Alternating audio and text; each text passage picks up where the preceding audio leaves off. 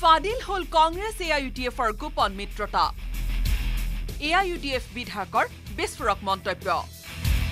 অগপ BJP BPFক পৰাস্ত কৰিবলৈ গোপনে মিত্ৰতা কৰিছে AIUDFে AIUDFে প্ৰাৰ্থী দিয়া তিনিটা সমষ্টিত কংগ্ৰেছে শক্তিশালী প্ৰাৰ্থী নিদিয়ে ভোট বিভাজনৰ জৰিয়তে বিজেপি অগপ যাতে লাভান্বিত নহয় তাৰ বাবে কংগ্ৰেছ AIUDFৰ এই গোপন মিত্ৰতা এই কথা নিজ মুখে স্বীকাৰ কৰিলে AIUDFৰ বিধায়ক আমিনুল ইছলামে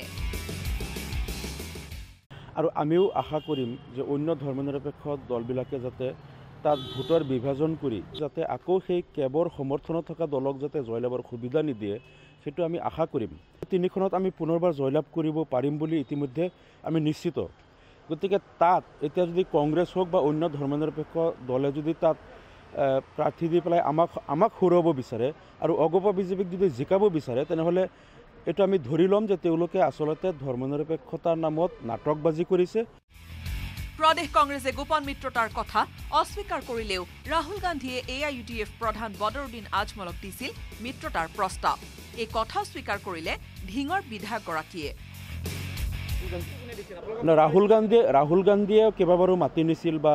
আলোচনা এটা হৈছিল কিন্তু APCCয়ে তাত বাধা দিলে যাৰ কাৰণে মিত্ৰতা নহ'ল আৰু মিত্ৰতা হোৱা নাই যদিও এতিয়া আমাৰ কথা হ'ল যে আমি নাগৰিকত্ব সংশোধনী বিধেয়কৰ বিৰুদ্ধে যিবিলাক দল আছে অসমৰ 14টা আসনতেই এই দলবিলাকে জয়লাভ কৰাটো বিচাৰোঁ আৰু তাৰ কাৰণে আমি কৌশলগত কাৰণত আমি তিনিখনত আমি প্ৰাৰ্থিত্ব দিছোঁ বাকী কেইখনত দিয়া নাই